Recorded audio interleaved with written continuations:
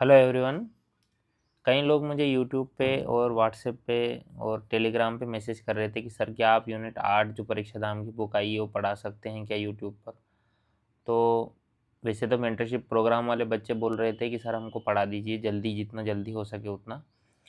लेकिन मैंने सोचा कि एक ये यूनिट ऐसी है कि जो सभी बच्चों को पता होनी चाहिए और सभी बच्चों के लिए ये थोड़ा सा डिफ़िकल्ट होता है मामला, है ना।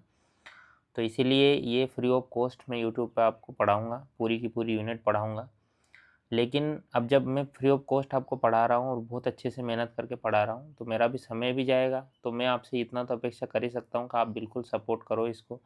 ये सीरीज़ जितना अच्छा रिस्पॉन्स देगी, उतने ज़्यादा लोगों तक पहुँचेगी, उतने ज़्यादा लोगों को फ़ायदा होगा, है ना? जब भी आप कमेंट करते हो या लाइक करते हो ना, तो यूट्यूब उनको ज़्यादा रिकमेंड करता है उन वीडियोज़ को। तो जितने ज़्यादा बच्चों तक फ्री ऑफ कॉस्ट पहुँच सकती है, उतना ज़्यादा पहुँचे तो बेहतर है। इस कम से कम इस यूनिट का कुछ मोटिव तो पूरा हो, है ना। और ये मत सोचना कि मैं तो नहीं डिसलाइक कर देता हूँ तो जितने कम लोगों तक पहुँचेगी उतना बढ़िया है मेरे लिए। तो ये सब मत सोचना, है ना। क्योंकि कंपटीशन इंडिविजुअल होता है ना। क्योंकि मैं आपको बताऊँ, हर व्यक्ति का अपना किस्मत का मिलता है, कोई किसी की किस्मत का छीन के नहीं खाता है। ये हमेशा याद रखना कि कोई कितना पढ़ रहा है या फिर कोई नहीं पढ़ रहा है, या फिर मैं उसको नहीं बताऊँगा, या फिर मैं जो है अपना चीज़ें छुपा के रखूँ, इन सब से कुछ नहीं होता है। मैंने जो पर्सनली फ़ील किया है, आप पढ़िए अपना, और अगर सपोर्ट कर सकते किसी का तो बिल्कुल करिए। बदले में आप अगर किसी का सपोर्ट करते हो तो बदले में आपको ज़रूर सपोर्ट मिलेगा, है ना। तो ये पहला लेक्चर है यूनिट 8 का। तो मैं इसको शुरू करने से पहले मैं 2-3 चीज़ें बता देता हूँ। सबसे पहली बात तो ये है कि मैं इसमें बहुत ही ज़्यादा जो इम्पोर्टेंट फैक्ट बताऊँगा कि ये छपने वाले क्वेश्चन्स हैं, उनके नोट्स बनाने हैं। बाकी के भले ही मत बनाओ। बाकी अगर मैं बोलता हूँ ना कि ये इम्पोर्टेंट है, ये इम्पोर्टेंट है, वो भले ही मत बनाओ, लेकिन जिस पे 1 स्टार, 2 स्टार या 3 स्टार ऐसे लगाए हैं ना, उनके नोट ज़रूर बनाना। दूसरी बात ये कि ये पीडीएफ में प्रोवाइड नहीं कराऊँगा, ये प्रवीण साहू सर का किताब है, उनकी मेहनत है। और आप इस बुक को खरीदिए मार्केट से और टिक लगा लेना, जो भी मैं टिक लगाऊँगा वो, है ना। तो ये किताब में पीडीएफ वीडीएफ के इसमें मत रहिए भरोसे में, पीडीएफ कहीं से भी मत लीजिए, पीडीएफ लेना इल्लीगल होता है ना। क्योंकि कोई व्यक्ति दिन रात मेहनत करता है, किताब छापता है, तो इसलिए नहीं है कि आप पीडीएफ में खरीदो, मार्केट में जाओ, उस बुक को खरीदो, ताकि उनकी जो मेहनत है उनको भी रिकॉग्निशन मिले, ठीक है। तो शुरू करते हैं, कौन क्या कहाँ, इस ये पहला चैप्टर है इसका। और क्वेश्चन आया हुआ है इसमें एमपीपीएससी 2022 में, क्या कि वर्तमान में, यानी देखो उस समय पे क्वेश्चन आया था, अभी इन्होंने संशोधित कर दिया इसको। भारतीय थल सेना अध्यक्ष कौन है? थल सेना, जल सेना, सॉरी नौसेना, जल सेना क्या होता है, नौसेना और वायुसेना, इनके जो अध्यक्ष हैं, और सीडीएस, ये मतलब आते रहते हैं एमपीपीएससी में, सीडीएस भी पे भी कई बार प्रश्न बना है ना। तो याद रखना, इससे क्या होता है पीवाईक्यू देखने से कि आपको पता चलता है कि आपको क्या इंपॉर्टेंट है क्या नहीं, आप लोग आपके लिए। राज्यपाल तो आपको पता ही है बहुत ज़्यादा इंपॉर्टेंट है, स्टार लगा लो इस पे, तो इन पे मंगूभाई छगन भाई पटेल पे। एक बात मैं और बताना चाहता हूँ कि ये राज्यपाल किस क्रम के हैं, ये मुझे आप बताना किसमें, इसमें क्या बोलते हैं, कमेंट सेक्शन में 2 चीज़ें बताना। एक तो ये जब राज्यपाल नियुक्त हुए थे तब कब की बात है ये, है ना। ईयर बताना, तारीख बताना कि कब ये राज्यपाल नियुक्त हुए थे, कौन से क्रम के ये राज्यपाल थे, और उस समय मुख्य न्यायाधीश कौन थे। ये 3 चीज़ें मुझे कमेंट सेक्शन में ज़रूर बताना। मैं जो भी कमेंट सेक्शन में बोलूँ वो ज़रूर बताना, है ना। क्योंकि उससे ये होगा कि आपको हमेशा के लिए चीज़ें याद हो जाएगी, है ना। फिर मुख्यमंत्री तो टिक लगाने की ज़रूरत है ही नहीं, क्योंकि हमको पता ही है कि मोहन यादव मुख्यमंत्री है। उप मुख्यमंत्री हमारे यहाँ 2 है ना, एक तो जगदीश देवड़ा और एक राजेंद्र शुक्ल, तो ये भी इम्पोर्टेंट है हमारे लिए। मुख्य न्यायाधीश बहुत ज़्यादा इम्पोर्टेंट है, वर्तमान में जो मध्य प्रदेश के मुख्य न्यायाधीश है वो है संजीव सचदेवा, है ना, 29वें नंबर के हैं। उसके बाद विधानसभा के अध्यक्ष नरेंद्र सिंह तोमर है, ये भी हमारे लिए इम्पोर्टेंट हो जाते हैं। ये कौन है? तो नरेंद्र सिंह तोमर है। उसके बाद नेता प्रतिपक्ष उमन सिंघार है, ये भी इम्पोर्टेंट है। फिर ये सचिव विधानसभा सचिवालय अरविंद शर्मा, बस ये नाम सुन लो, इम्पोर्टेंट नहीं है। मुख्य सचिव बिल्कुल इम्पोर्टेंट है, क्योंकि हमारे यूनिट 5 में सिलेबस में है ये। क्या है, जो मध्य प्रदेश का जो प्रशासनिक व्यवस्था है ये भी सिलेबस में है, तो मुख्य सचिव भी इम्पोर्टेंट हो जाते हैं। अनुराग जैन। पुलिस महानिर्देशक, ये आ भी चुका है किसी किसी एग्ज़ाम में, तो ये कैलाश मकवाना जी हैं। मध्य प्रदेश के जो महाधिवक्ता हैं ये भी इम्पोर्टेंट है, प्रशांत सिंह है। महाधिवक्ता किस आर्टिकल में, बताना मुझे कमेंट सेक्शन में। महाधिवक्ता और महान्यायवादी, इन दोनों का आर्टिकल बताना मुझे कमेंट सेक्शन में। जो भी मैं कमेंट सेक्शन में बोलूँ ना तो 2 मिनट लगेगा ChatGPT सर्च करने में, लेकिन ज़रूर बताना कमेंट सेक्शन में। इससे ये होगा कि आपको याद रह जाएगा हमेशा। लोकायुक्त इंपॉर्टेंट है, लोकायुक्त कई बार प्रश्न बन जाता है। सत्येंद्र कुमार सिंह लोकायुक्त हैं। उप लोकायुक्त इतने इंपॉर्टेंट नहीं है। राज्य मुख्य सूचना आयुक्त, शायद ये अभी बने थे कुछ समय पहले, इसलिए देख लेना। विजय यादव देख लेना, बस स्टार हटा देता हूँ मैं यहाँ से, है ना। फिर मध्य प्रदेश के मुख्य निर्वाचन आयुक्त श्री मनोज कुमार श्रीवास्तव, ये तो इम्पोर्टेंट है क्योंकि पूरी पूरी पंचायती राज जो मुख्य ये है वो अलग है शायद, राज्य चुनाव आयुक्त, हाँ वो अलग है। ये मुख्य निर्वाचन आयुक्त हैं, वो जो राज्य निर्वाचन आयोग के अध्यक्ष हैं वो अलग है ना। ये मुख्य निर्वाचन आयुक्त है मनोज कुमार श्रीवास्तव। मध्य प्रदेश लोक सेवा आयोग के अध्यक्ष की बात करूं मैं तो राजेश लाल मेहरा हैं, आपको पता ही होगा ये तो। मध्य प्रदेश राज्य पिछड़ा वर्ग कल्याण आयोग के श्री रामकृष्ण कुसमरिया हैं, ये भी स्टार लगा लो क्योंकि शायद ये अभी बदले हैं कुछ समय पहले। बाल संरक्षण आयोग द्रविंद्र मौर्य, बस याद रखो, क्यों, क्योंकि आयोग है हमारे सिलेबस में यूनिट 5 में, है ना। उसके बाद मध्य प्रदेश राज्य खाद्य संरक्षण आयोग वीरेंद्र कुमार मल्होत्रा, बस याद रखो। मध्य प्रदेश अल्पसंख्यक आयोग राज्य वित्त आयोग, मध्य प्रदेश राज्य वित्त आयोग जो है इसके अध्यक्ष हिम्मत कोठारी है, ये जरूर याद रखना, है ना। और आर्टिकल 243I और 243Y, है ना, इन दोनों में राज्य वित्त आयोग के बारे में बताया हुआ है। 243I में पंचायतों के लिए और 243Y में नगरीय निकायों के लिए जो वित्त आयोग होगा उसकी बात की गई है। और जो राज्य निर्वाचन आयोग है उसके बारे में बताया गया 243K और 243ZA में। तो मुझे जो भी इन्फॉर्मेशन याद आएगी वो मैं बताता जाऊँगा। राज्य नीति आयोग के अध्यक्ष हमेशा मुख्यमंत्री होते हैं, तो ये बताने की ज़रूरत नहीं है। हाँ, राज्य नीति आयोग जो है इसके अध्यक्ष सचिन चतुर्वेदी हैं, ये इंपॉर्टेंट है। विद्या आयोग के अध्यक्ष इंपॉर्टेंट नहीं है। राज्य मानव अधिकार बहुत ज़्यादा इंपॉर्टेंट है, ये अभी फिलहाल कार्यवाहक है ना, एक्टिंग है, अवधेश प्रताप सिंह, ये भी इंपॉर्टेंट है हमारे लिए, ठीक है।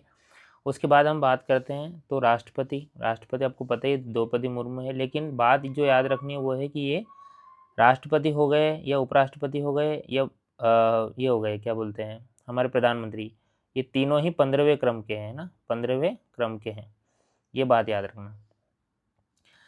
लेकिन जो बात याद रखनी, राष्ट्रपति और प्रधानमंत्री देखो याद होगा आपको, लेकिन जो उपराष्ट्रपति है वो कुछ लोगों को नहीं पता होगा, तो ये CP राधाकृष्णन हैं और 15वें नंबर के हैं। एक बात और मुझे कमेंट सेक्शन में बताना कि जब CP राधाकृष्णन का चुनाव हो रहा था तो सामने कौन खड़ा था, है ना, इन्होंने किसको हराया, तो ये भी मुझे बताना। ये कोयम्बटूर के ही है, मैं भी अभी कोयम्बटूर में ट्रेनिंग कर रहा हूँ। प्रधानमंत्री नरेंद्र मोदी है ही। हमारे मुख्य चुनाव आयुक्त, ये भी इम्पोर्टेंट हो जाता है, ज्ञानेश कुमार, ये 26वें नंबर के हैं। ये इसलिए इम्पोर्टेंट है क्योंकि चुनाव आयोग हमेशा चर्चा में रहता ही रहता है। मुख्य न्यायाधीश सर्वोच्च न्यायालय के जस्टिस सूर्यकांत थे 53वें नंबर के, बहुत ज़्यादा इंपॉर्टेंट, डबल स्टार लगा दिए हैं। महान्यायवादी भी इम्पोर्टेंट है, R वेंकट रमणी, नंबर इम्पोर्टेंट नहीं है। के इम्पोर्टेंट है, श्री के संजय मूर्ति, और ये भी इम्पोर्टेंट नहीं है, क्या बोलते हैं, नंबरिंग इम्पोर्टेंट नहीं है। उसके बाद संसदीय प्रमुख की बात करते हैं तो आपको पता ही होगा कि जो उपराष्ट्रपति होता है वही राज्यसभा का सभापति भी होता है, तो याद रखने की ज़रूरत नहीं है। उपसभापति जरूर याद रख लो, वैसे तो नहीं आते हैं, श्री हरवंश नारायण सिंह, बस याद रख लो। महासचिव राज्यसभा प्रमोद चंद्र मोदी, नेता विपक्ष राज्यसभा, ये याद रख लेना, मल्लिकार्जुन खड़गे हैं। और नेता सत्ता पक्ष राज्यसभा कौन है, JP नड्डा। अध्यक्ष लोकसभा के 18वीं लोकसभा के ओम बिरला हैं।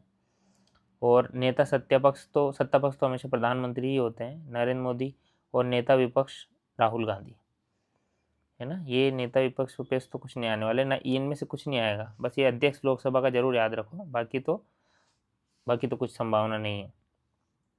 हाँ, ये सशस्त्र सेनाओं के प्रमुख, ये तो देखो बनेगा इन पे प्रश्न। सर्वोच्च सेनापति राष्ट्रपति द्रौपदी मुर्मू, ये तो पता ही है कि राष्ट्रपति सर्वोच्च सेनापति होता है सेना का। CDS का पद बहुत ज़्यादा इंपॉर्टेंट है, और लेफ्टिनेंट जनरल अनिल चौहान है। वायुसेना के अध्यक्ष जो है वर्तमान में अमरप्रीत सिंह है, 28वें नंबर के। नौसेना के जो अध्यक्ष हैं वो दिनेश कुमार त्रिपाठी है, 26वें नंबर के। थल सेना के जो अध्यक्ष है वो उपेंद्र द्विवेदी हैं, 30वें नंबर के।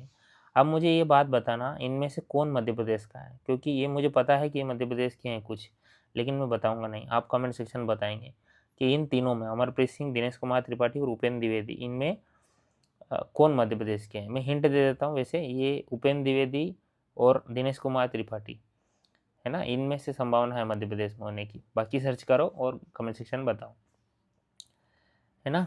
उसके बाद अब जो कुछ इंटेलिजेंस वाले जो ये हैं संस्थाएं हैं, उनके प्रमुखों की हम बात करते हैं। तो आईबी के प्रमुख तपन कुमार डेका हैं, ये कुछ इंपॉर्टेंट नहीं है ना। केंद्रीय सतर्कता आयुक्त प्रवीण कुमार श्रीवास्तव है, फिर भी ये न्यूज़ में है। केंद्रीय सतर्कता आयुक्त प्रवीण कुमार श्रीवास्तव, याद रख लो। सीबीआई बहुत ज़्यादा न्यूज़ में रहती है, बहुत ही ज़्यादा, क्योंकि राज्यों का और केंद्र के मसले में सीबीआई को हमेशा डाल ही देते हैं। तो प्रवीण सूद जो है सीबीआई के प्रमुख हैं। उसके बाद सीआईसी और रो, एनआईए, ईडी भी बहुत ज़्यादा न्यूज़ में रहता है। तो राहुल नवीन इसके अध्यक्ष हैं। बाकी तो कुछ इंपॉर्टेंट नहीं है। फिर नीति आयोग का अध्यक्ष हमेशा प्रधानमंत्री होते हैं। उपाध्यक्ष जरूर याद रखना, सुमन कुमार बेरी है ना, ये इंपॉर्टेंट है, ये प्रश्न बन सकता है। एक हाँ, सीईओ नीति आयोग, ये भी क्वेश्चन बन सकता है, ये है निधि छिब्बर। एनजीटी जो है नेशनल ग्रीन ट्रिब्यूनल, ये 2010 में इसका एक्ट आया था, ये याद रखना। और न्यायमूर्ति प्रकाश श्रीवास्तव इसके अध्यक्ष हैं, बस याद रखने के लिए इंपॉर्टेंट है। विधि आयोग हमारे लिए ज़रूरी नहीं है। पहले क्या था ना, ये एनजीटी के अध्यक्ष वगैरह ज़्यादा ज़रूरी होते थे, क्योंकि ये अलग से पूरी यूनिट थी आयोग की, और उसमें एनजीटी भी था, तो पहले ज़्यादा ज़रूरी थे। अब तो केवल 5वीं यूनिट का एक छोटा सा पार्ट है, एक ही चैप्टर है बस। तो ज़्यादातर संभावना ये बनती है कि संवैधानिक जो आयोग है उनके बारे में प्रश्न आएगा, कॉन्स्टिट्यूशनल जो बॉडीज है उनके बारे में ही प्रश्न आएगा। विधि आयोग, 23वें विधि आयोग के अध्यक्ष कौन है? तो दिनेश महेश्वरी है। राष्ट्रीय महिला आयोग की अध्यक्षा श्रीमती विजया रहाटकर है, ये भी बन सकता है प्रश्न।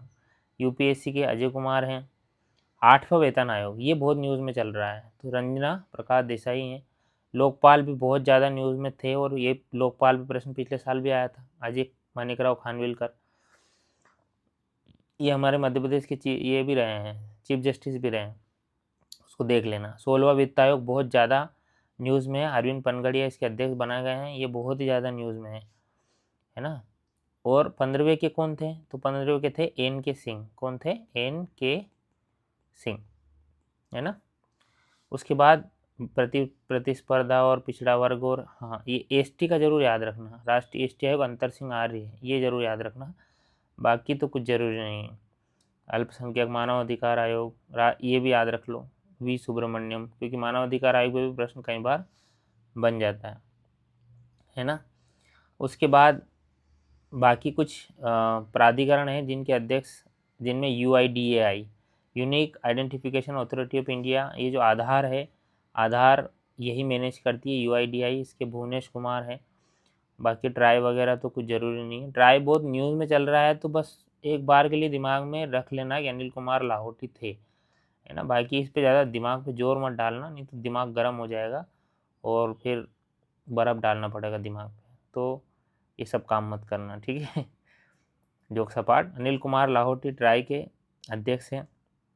सेबी के तुहिन कांत पांडे हैं। बाकी एक ये नाम जरूर इम्पोर्टेंट है, भारत का महापंजीयक और जनगणना आयुक्त मृत्युंजय कुमार नारायण, क्योंकि अभी जनगणना बहुत न्यूज़ में चल रही है ना। लोक लेखा समिति और प्राक्कलन समिति, इन पर कई बार प्रश्न बन जाते हैं। केसी वेणुगोपाल और संजय जायसवाल, कई बार इन पर प्रश्न बन जाते हैं, तो ये भी ध्यान रखना। बाकी एक जो भारतीय फिल्म और टेलीविज़न संस्थान है आर माधवन, ये जो संस्था है ना, ये भी IFTI शायद इसको बोलते हैं, ये भी बहुत न्यूज़ में रहती है। बाकी जो ये कुल महारत्न कंपनियां हैं, इनमें जो छपने वाला प्रश्न है वो ये है कि ये कितनी है महारत्न कंपनियां, तो कुल मिला के 14 महारत्न कंपनियां हैं, है ना। तो सबसे ज़्यादा इम्पोर्टेंट यही बात है कि 14 महारत्न कंपनियां। हाँ, एक बात और मैं बताऊं आपको, 14 महारत्न कंपनियों में भी इम्पोर्टेंट है इनके नाम, ये कौन कौन सी महारत्न कंपनियां हैं। तो देखो, भेल आपको पता ही है कि है, NTPC पता होगा, गेल भी पता होगा, CIL भी पता होगा, सेल भी पता होगा, ONGC भी पता होगा। ये नहीं पता रहता लोगों को कि IOCL, BPCL, HPCL, PGCL, ये सब नहीं पता रहता लोगों को। इनके अध्यक्ष नहीं याद रखने हैं ना, इनको तो हटा दो अध्यक्षों को, तो बस नाम, ये 14 महारत्न कंपनियां हैं और इनके नाम ये जरूरी है ना।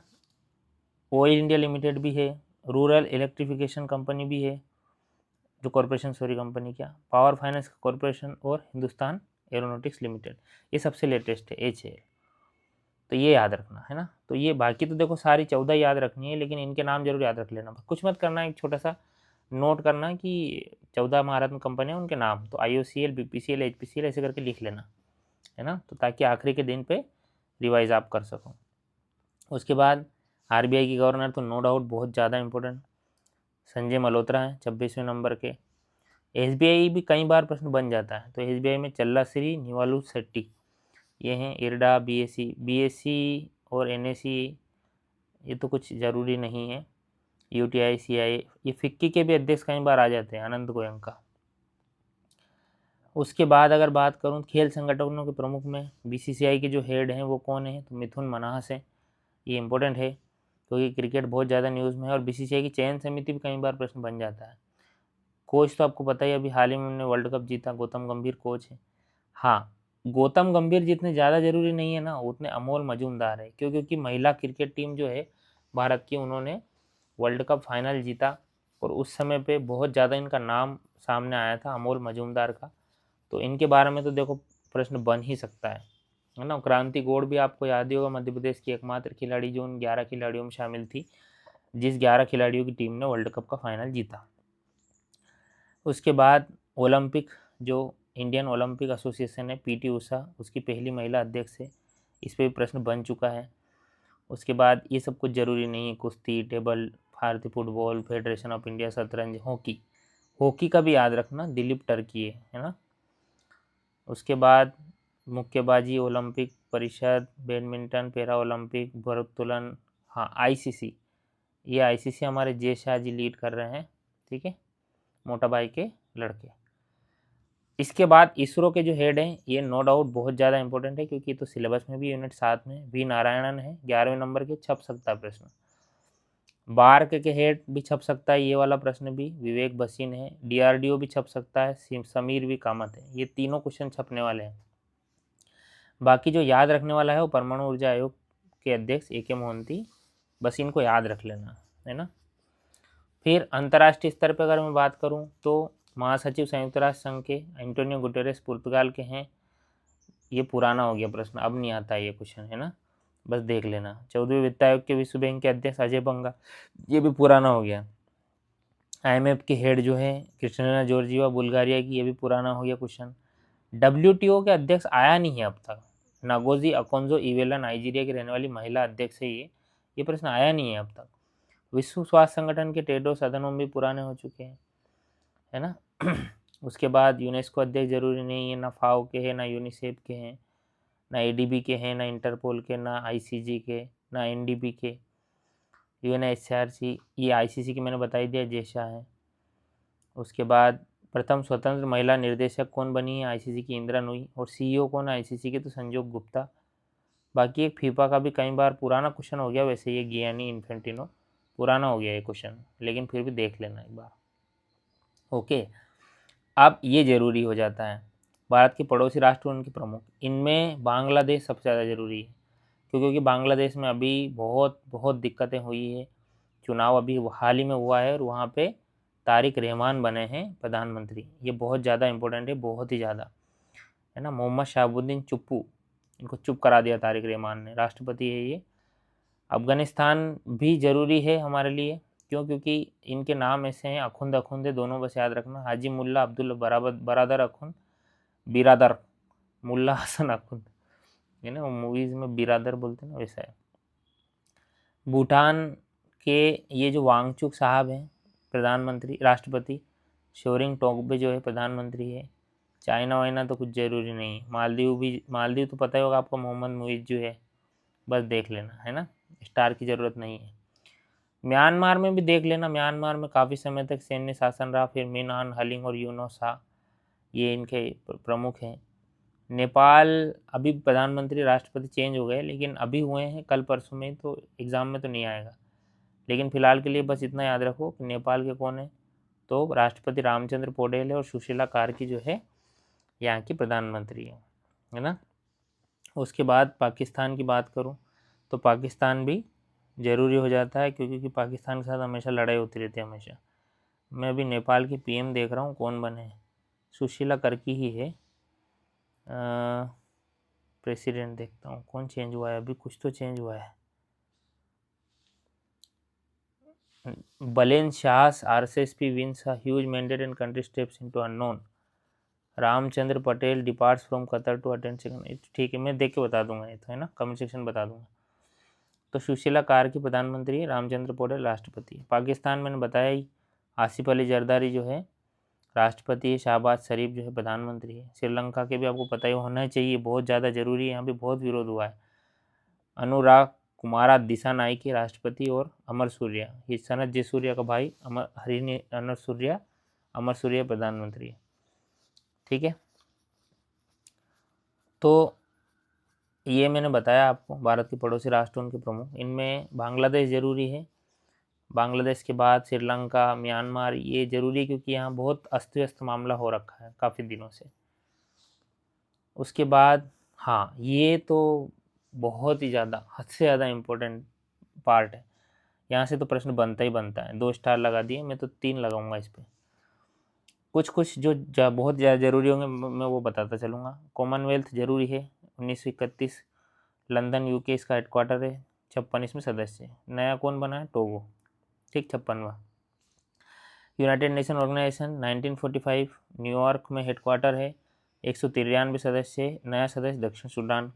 IMF 1944 वाशिंगटन DC, 151 सदस्य, नया link testing. World bank 1944 Washington DC, 189 सदस्य, 189वां सदस्य नोरू। ये चारों के सारी चीज़ें इंपॉर्टेंट है क्यों, और ये अंतर्राष्ट्रीय मुद्रा कोष और विश्व बैंक के बारे में आप याद रखना, नीचे लिखा हुआ है, देखो यहाँ पे। तो विश्व बैंक और अंतर्राष्ट्रीय मुद्रा कोष की स्थापना 1944 में ब्रेटन वुड्स सम्मेलन USA में हुई, जबकि इन्होंने कार्य करना 1945 से शुरू किया। ठीक, तो उसके बाद अगर बात करूँ तो ये FAO food and agriculture organization, ये 1945 में रोम इटली में इसका हेडक्वार्टर है, सदस्य इंपॉर्टेंट नहीं है। ICJ जो है ये हेग नीदरलैंड में है। यूनेस्को जो है ये पेरिस फ्रांस में 1945 में स्थापना हुई थी। यूनिसेफ जो है 1946 में न्यूयॉर्क में। ये ज़्यादा इंपॉर्टेंट इसलिए हो जाता है क्योंकि न्यूयॉर्क में है इसका हेडक्वार्टर, है ना, थोड़ा अलग है, इनकी हेडक्वार्टर बहुत ज़्यादा इंपॉर्टेंट है। वर्ल्ड हेल्थ ऑर्गेनाइजेशन 7 अप्रैल 1948 को, 7 अप्रैल भी याद रखना, है ना। विश्व स्वास्थ्य दिवस 7 अप्रैल को इसलिए मनाते हैं। 7 अप्रैल 1948 को WHO बना, जेनेवा स्विट्जरलैंड में हेडक्वार्टर है। नाटो बहुत ज़्यादा इंपॉर्टेंट है क्योंकि बहुत न्यूज़ में चल रहा है। 1949 ब्रुसेल्स बेल्जियम में हेडक्वार्टर है, 32 देश है, 32वां देश है स्वीडन। EU 1945 ब्रुसेल्स बेल्जियम 27, और अब ब्रिटेन सदस्य नहीं है EU का। ओपेक 1916 बना, वियना ऑस्ट्रिया, और अभी काफ़ी देशों ने ओपेक की सदस्यता छोड़ दी है, इसलिए भी इम्पोर्टेंट हो जाता है। 12 सदस्य कतर, अंगोला, इक्वाडोर अब सदस्य नहीं है तीनों। ये जो नॉन अलाइनमेंट मूवमेंट है, गुट निरपेक्ष आंदोलन 1961 में जकार्ता में इसका हेडक्वार्टर है। एमनेस्टी इंटरनेशनल आपको पता ही होना चाहिए, 1961 लंदन UK भ्रष्टाचार के लिए काम करती है। UNDP 1965 न्यूयॉर्क, ये भी बहुत इंपॉर्टेंट है हेडक्वार्टर। ADB मनीला फिलीपींस से 1966 में बना था। आसियान तो देखो छपने वाला, क्योंकि हमारे सिलेबस में 1967 जकार्ता इंडोनेशिया, 11 सदस्य पूर्वी तिमोर लेत्से। सार्क सिलेबस में बहुत ज़्यादा इंपॉर्टेंट, 1985 काठमांडू नेपाल, 8 सदस्य हैं। एपेक कुछ इंपॉर्टेंट नहीं, बस याद रखो सिंगापुर में APEC. NDB new development bank Shanghai चीन में है, ये जरूरी हो जाता है क्योंकि हमारे ब्रिक्स का बैंक है ये। 11 सदस्य है, 11वां उज्बेकिस्तान है। वर्ल्ड ट्रेड ऑर्गेनाइजेशन बहुत ज़्यादा इंपॉर्टेंट है, 1995 1 जनवरी, ये भी याद रखना, 1 जनवरी जेनेवा में है, 166 सदस्य है। SCO संघाई कॉरपोरेशन ऑर्गेनाइजेशन 2001 में बना था, बीजिंग में है, 10 सदस्य हो चुके हैं, 10वां बेलारूस में भी आ सकता है। ब्रिक्स में 2009 में बना, 11 सदस्य हो चुके हैं, 11 सदस्य ये भी बन सकता है प्रश्न, दोनों बन सकते हैं। इंटरनेशनल सोलर अलायंस 2015 में बना था, गुरुग्राम हरियाणा में, 107 सदस्य, 107वां सदस्य मालडोवा है ना। तो ये सारी संस्थाओं के बारे में याद रखो, बहुत ज़्यादा इंपॉर्टेंट। IMF है, वर्ल्ड बैंक है, FAO है, उसके बाद यूनेस्को है, यूनिसेफ है, WHO है, उसके बाद ओपेक नाम UNDP है ना, आसियान, सार्क, WTO, ब्रिक्स भी, सॉरी ब्रिक्स तो इधर लगा दिया ना मैंने दोनों साइड में, ब्रिक्स और SCO। ठीक है, तो यहाँ पे पहला चैप्टर आपका समाप्त होता है। बाकी ये देख लेना पूरा एकदम, सारे ऑब्जेक्टिव हल करना, ठीक, पर देख मैं भी करके बता देता हूँ। मध्य प्रदेश के नए लोकायुक्त के रूप में किसने शपथ ग्रहण करी है? तो ये सत्येंद्र कुमार सिंह है, हमने अभी देखा ही था ये तो क्वेश्चन। वर्तमान मुख्य सचिव कौन है? देखो अब मैं ये पढ़ के सुनाऊंगा ना तो मामला जमेगा नहीं, है ना आप, क्योंकि मेरे को बहुत टाइम लग जाएगा इसमें, तो ये अब देख लेना, ठीक है। ऑब्जेक्टिव आप लोग देख लेना, पढ़ा मैंने आपको दिया है। तो ये पहला चैप्टर यहाँ पे आपका समाप्त होता है, और इस वीडियो को तो हम यहीं पे रखेंगे, बाकी नेक्स्ट वीडियो को बड़ा करेंगे। मेंटरशिप प्रोग्राम आप ज्वाइन कर सकते हैं, 499 रुपये बहुत मामूली फ़ीस है। वहाँ पे तो सारी यूनिट के लेक्चर प्रोवाइड करा रहे हैं, मैं खुद ही पढ़ा रहा हूँ, PYQ एनालिसिस वगैरह सब कुछ है वहाँ पे, है ना। और फैक्ट सीरीज़ चल रही है, आपको पता ही है यूट्यूब पे हमारी फैक्ट सीरीज़ चल रही है, उसको भी खूब प्यार दीजिए ताकि वो भी ज़्यादा से ज़्यादा बच्चों तक पहुँचे और ज़्यादा से ज़्यादा बच्चों का फ़ायदा हो उसमें, ठीक है। थैंक यू, मिलते हैं नेक्स्ट वीडियो में। सब आज ही आएगा, नेक्स्ट वीडियो भी आज ही आएगा, है ना। इसके जस्ट बाद नेक्स्ट वीडियो आएगा, मैं बनाने लगा हूँ क्योंकि ये थोड़ा सा वीडियो बड़ा हो रहा है इसलिए रोक रहा हूँ, नहीं तो मैं और वीडियो बनाता है इस पर।